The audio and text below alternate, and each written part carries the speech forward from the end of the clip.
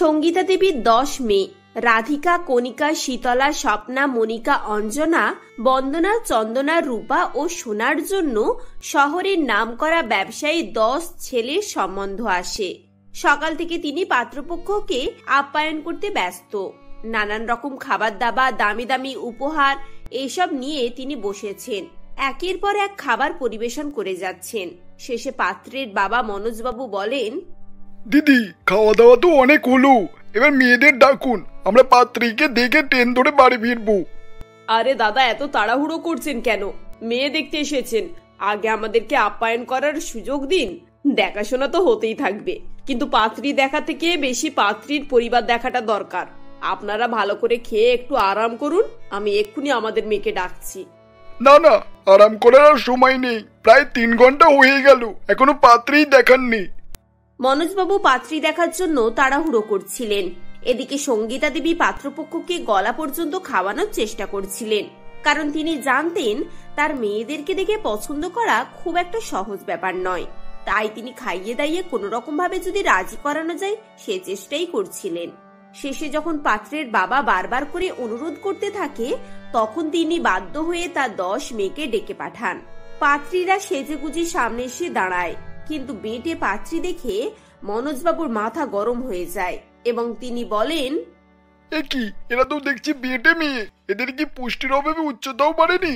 প্রত্যেকটাই তো 4 ফুটের নিচে। দেখুন দিদি, এইরকম বেটে মেয়ের সঙ্গে আমার লম্বা ছেলে বিয়ে দিতে পারবো না।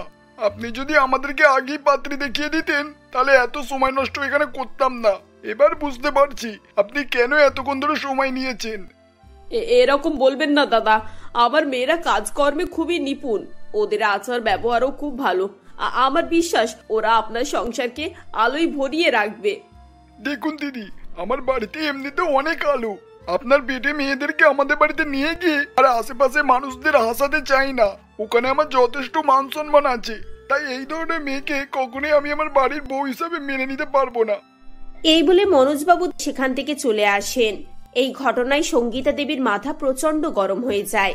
তিনি তার মেয়েদেরকে ভৎসনা সুরে বলেন, কোন কুলক্ষণে যে আমি তোদেরকে জন্ম দিয়েছিলাম উপরওয়ালাই জানে। আমার পূর্বজন্মের পাপের ফল তোরা। তোদের জন্য আজ পর্যন্ত 100টা সম্বন্ধ দেখা হলো, প্রত্যেকেই ফিরে গেছে, কিন্তু কেউ তোদেরকে পছন্দ করছে না। মা, আমরা বেটে, এতে আমাদের কি দোষ বলো তো? তুমি এভাবে আমাদেরকে বলছো কেন?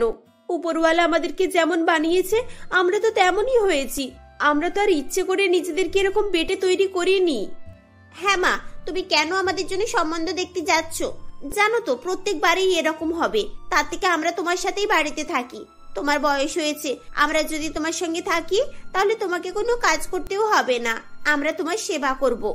তবে তোরে একই তোরা বেটে হয়ে আমার সুখ শান্তি সব নষ্ট করে দিচ্ছিস, তারপর আমার সঙ্গে তর্ক করতে এসেছিস। আর তোদের সেবা না আমার চাই না। তোদের জন্য পাড়া প্রতিবেশী থেকে শুরু করে আত্মীয় স্বজন সবার কাছে আমাকে সারা জীবন কথা শুনতে হয়েছে। ঠিক এমন সময় প্রতিবেশী মালিনী দেবী সেখানে আসেন আর বলেন, কি গো দিদি, আজ তো তোমার মেয়েদেরকে দেখতে আসার কথা ছিল, বাইরে দেখলাম পাত্রপক্ষ খুব রেগে চলে গেল। এবারে কোনো গন্ডগোল হয়েছে নাকি? তুমি আবার মায়ের মাথাটা খারাপ করতে চলে এসেছো? তোমার কি বাড়িতে কোনো কাজ নেই নাকি গো? ও বাবা, একই তো সব বেটে বেটে মেয়ে, 2 হাতের মেয়ে, তাদের আবার 4 হাত কথা। আমি বলি কি দিদি, তুমি ওদের কথা বাদ দাও, ওদের বিয়ে আর হবে না। তার থেকে ভালো ছেলের বিয়ের ব্যবস্থা করো। তোমার ছেলে লম্বা চওড়া, দেখতে সুন্দর, ভালো চাকরি করে, ভালো পাত্রী খুঁজে তার বিয়েটা আগে দিয়ে দাও। তোমার মেয়েদের কথা না চারিদিকে প্রচার হয়ে গেলে ছেলের বিয়েতেও সমস্যা হবে। সে তো আমি ব্যবস্থা করেই নেব, কিন্তু আমার চিন্তা তো এদেরকে নিয়ে। 10টা ননদ যে বাড়িতে আছে, সেই বাড়িতে কি কেউ নিজের মেয়ের বিয়ে দিতে চাইবে? তোমায় আমি চুপি চুপি একটা কথা বলছি, শোনো। শহরে ভালো চাকরি আছে, তুমি বরং মেয়েগুলোকে না আমার সাথে পাঠাও। আমি ওদের শহরে চাকরির ব্যবস্থা করে দেব। টাকা রোজগার করবে আর বাড়িতে পাঠাবে, এতে করে তোমার সমস্যাও না দূর হবে, আর ছেলের বিয়েও হয়ে যাবে। তোমাকে তো আমি আগেও অনেকবার এই কথা বলেছি, কিন্তু তুমি তো আমার কথা রাজিই হওনি। এখনো সময় আছে, তাড়াতাড়ি আমাকে জানিও কি করবে না করবে। মালিনী দেবী চলে যাবার পর সঙ্গীতা দেবীর ছেলে মানিক সেখানে আসে আর তার মাকে বলে, মা, এই মেয়েটার নাম মিনা, আমার সঙ্গে কোম্পানিতে একসঙ্গে চাকরি করে, আমরা একে অপরকে পছন্দও করি, আর তাই আমরা বিয়ে করতে চাই। আরে বাহ, এই মেয়েটাকে তো দেখতে খুবই সুন্দরী রে। আর দেখে মনে হচ্ছে এর হাইট অনেক ভালো, তোর সঙ্গে বেশ ভালোই মানাবে। শেষ পর্যন্ত আমি লম্বা বৌমা দেখতে পাবো। বাড়িতে বেটে মেয়েদেরকে দেখে দেখে না আমার মাথা ধরে গেল। তুই বাড়িতে বিয়ে করে বৌমাকে নিয়ে আয়, আমি আর অপেক্ষা করতে পারছি না। মা, আমি মন্দিরাকে কোর্টে বিয়ে করতে পারবো না। বিয়ে যদি করতে হয় ভালো করে বাড়িতেই করব। তুমি বিয়ের প্রস্তুতি নাও, আগামী মাসেই বিয়ে হবে। হ্যাঁ হ্যাঁ, সেটাই তো ভালো।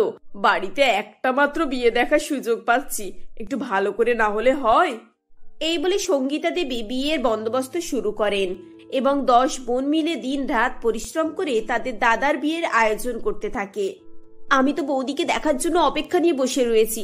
মাকে বলতে শুনেছি বৌদি নাকি খুব লম্বা আর দেখতে শুনতেও খুব সুন্দরী। বৌদিকে লাল রং খুব মানাবে জানিস। এই শোন না, তুই বাজার থেকে এই লাল রঙের ওড়নাটা এনেছি। প্রথম মুখ দেখে বৌদিকে এই ওড়নাটা দেব। আমিও তো বৌদির জন্য একটা পার্স কিনে নিয়ে এসেছি, কিন্তু বৌদি সুন্দরী আর লম্বা। বৌদি কি আমাদের সঙ্গে কথা বলতে চাইবে? আর আমাদের উপহারই কেন নেবে? শুনেছি বৌদিও অফিসে কাজ করে, তার কাছে নিশ্চয়ই অনেক টাকা পয়সা আছে। আমাদের এই ছোট ছোট উপহার সে কি আদেও নিতে চাইবে? আরে তুই এখন থেকে এরকম কথা বলছিস কেন বলতো? সবাই কি আর আমাদের মা আর দাদার মতো হয়? আমার তো মনে হয় বৌদি খুবই ভালো হবে। এভাবেই তারা তাদের বৌদির জন্য অধীর আগ্রহে অপেক্ষা করতে থাকে। বিয়ে করে নতুন বউ বাড়িতে আসে, তখন তারা সবাই তাকে দেখার জন্য ঘর থেকে বেরিয়ে আসে। মানিক সঙ্গে সঙ্গে তার মাকে ইশারা করে এবং সঙ্গীতা দেবী বলেন, এই তোরা সব ঘরে যা, আমার নতুন বউ ঘরে প্রবেশ করছে। তোদের মুখ দেখলে না ওর দিনটা খারাপ হয়ে যাবে। তাছাড়া এখানে ওর বাপের বাড়ির লোকজন আছে, কেউ যদি তোদেরকে দেখে ফেলে তাহলে সবার সামনে আমাদের মান সম্মানটা চলে যাবে। মা, তুমি তো জানো আমরা এই কদিন কত পরিশ্রম করেছি আর বৌদির জন্য কত অপেক্ষা করে বসে আছি। একবার আমাদের বৌদির সঙ্গে দেখা করতে দাও। আচ্ছা মা, যদি বৌদি আমাদেরকে দেখলে তোমার মান সম্মান চলে যায়, তাহলে আমরা দূর থেকে একবার বৌদিকে দেখে চলে যাব। তোদেরকে একটা কথা বললে তোদের কানে যায় না নাকি রে? আগের দিনের মার কি ভুলে গেছিস? এমন সব কটাকে দেব না, তারপর আর কোনো কথা বলতে পারবি না।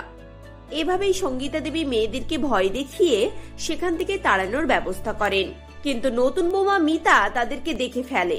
তাদের কাছে এসে বলে, আরে তোমরা তো আমার ননদ, তাই না? তোমরা তো খুবই সুন্দরী। এভাবে আড়ালে দাঁড়িয়ে কি দেখছো তোমরা? আমার সামনে আসো, আমার সঙ্গে কথা বলো।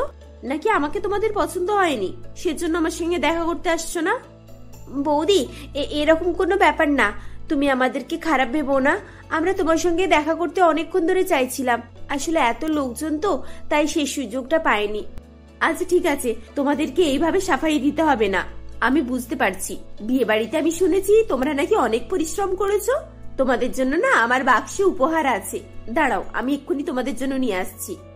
এই বলে মিতা তাদের সবার জন্য দামি দামি গিফট বার করে এবং তাদের সবাইকে দেয়।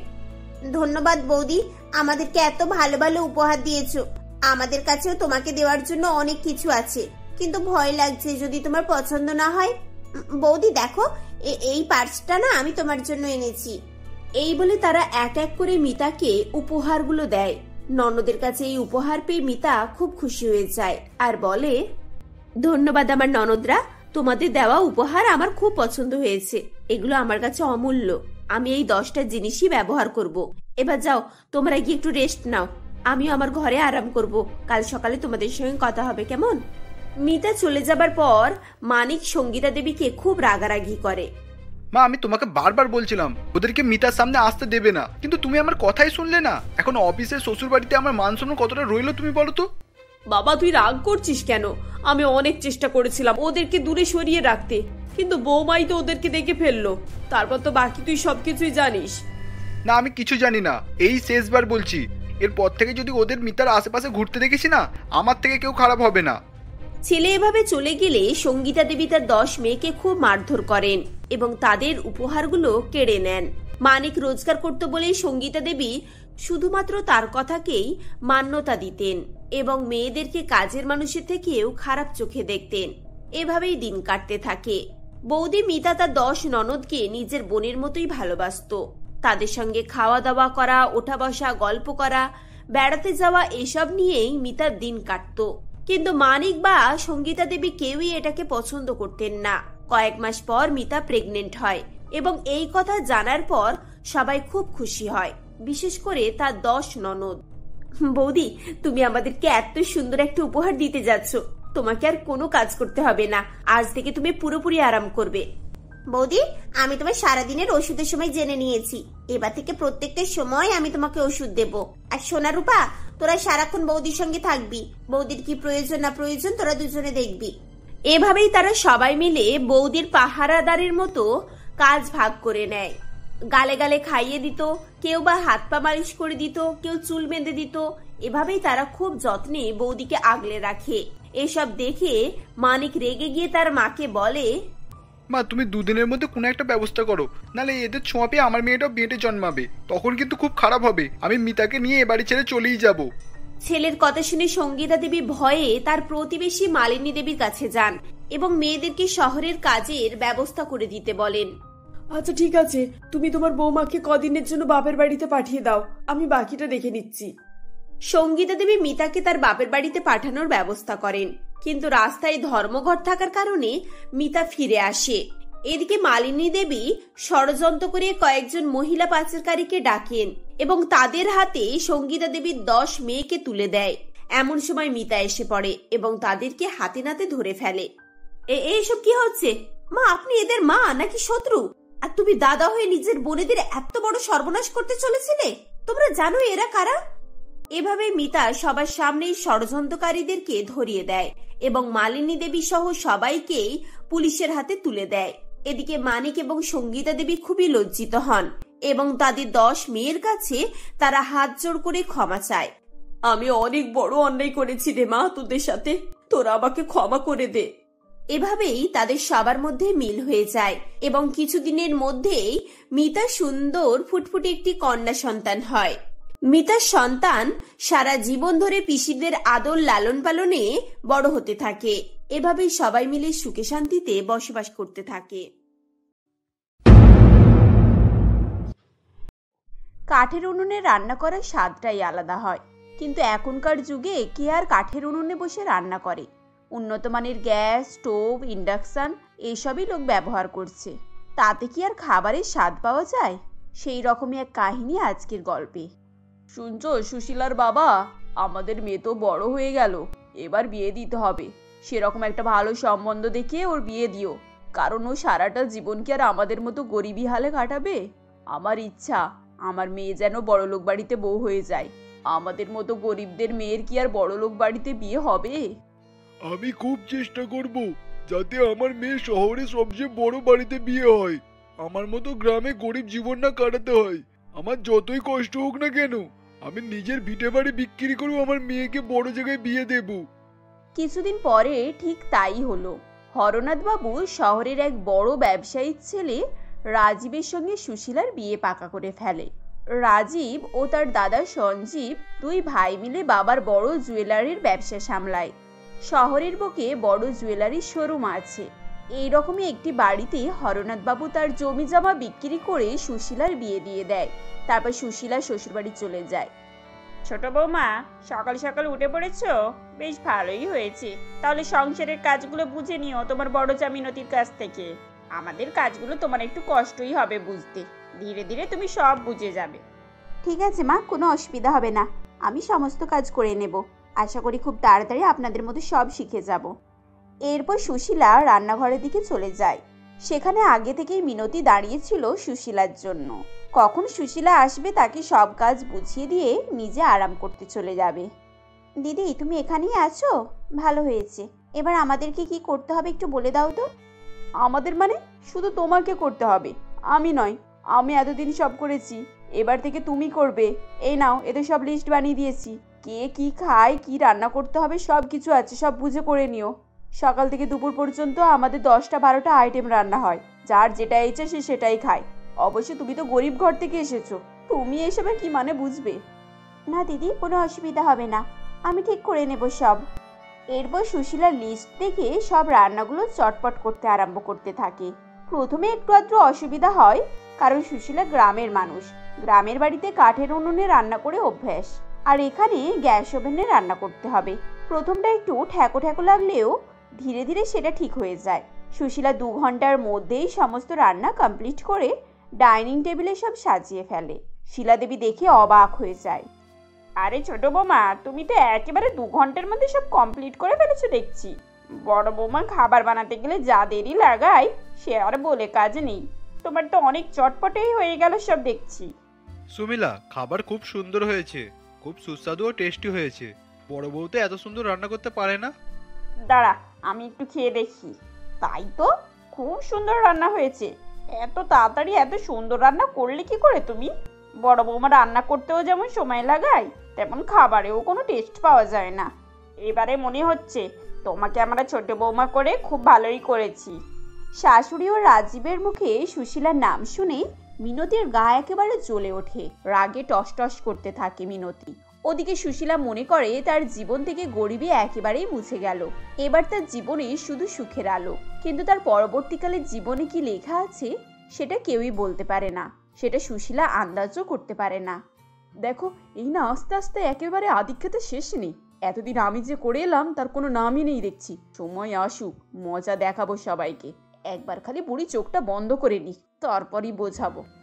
এদিকে সঞ্জীব ও মিনতি সমস্ত প্রপার্টি হাতিয়ে নেবার চেষ্টায় আছে।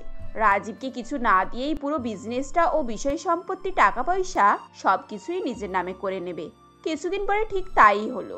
শিলা দেবী অসুস্থ হয়ে পড়ে।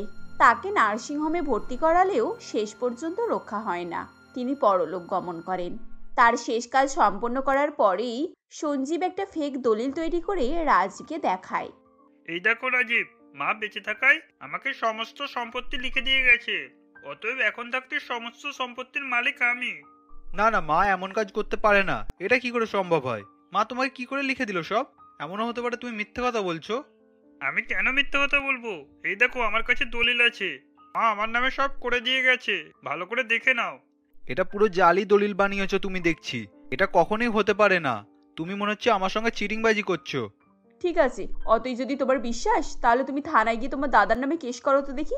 তারপর আসবে সম্পত্তির ভাগ নিতে। যদি না কেসটা যেত তবেই হবে। যা করার কোর্টে গিয়ে করবি। আমার বাড়ি আমায় ছেড়ে দে। মামলায় জেতার পর তারপরে আসবি আমার কাছ থেকে সম্পত্তি নিতে। এখন বেরিয়ে যায় এখান থেকে। এই বলে রাজীব ও সুশীলাকে বাড়ি থেকে বের করে দেয়। তারা রাস্তায় চলে আসে। দেখেছো সুমিলা, আমাদের সঙ্গে কি হয়ে গেল? আমরা এখন পুরো পথে চলে এসেছি। কোথায় থাকবো, কি খাবো কিছু বুঝে পাচ্ছি না। তো একটাও টাকা পয়সা নেই, আবার অ্যাকাউন্টটাও দাদার নামে।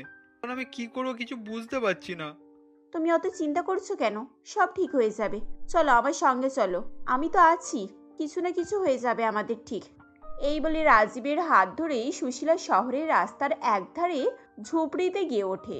সেখানে থাকার ব্যবস্থা তো হয়ে যায়, কিন্তু খাবে কি?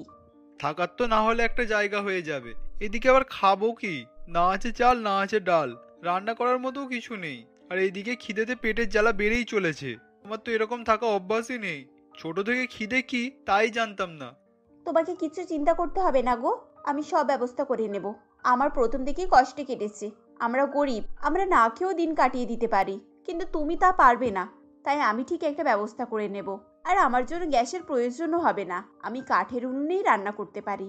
এরপর সুশীলা ঝুপড়ি থেকে বেরিয়ে এর ঘরে ওর ঘরে গিয়ে কিছু চেয়ে এনে কাঠের উনুন জ্বালিয়ে একটু আলু ভাজা আর খিচুড়ি বানিয়ে ফেলে।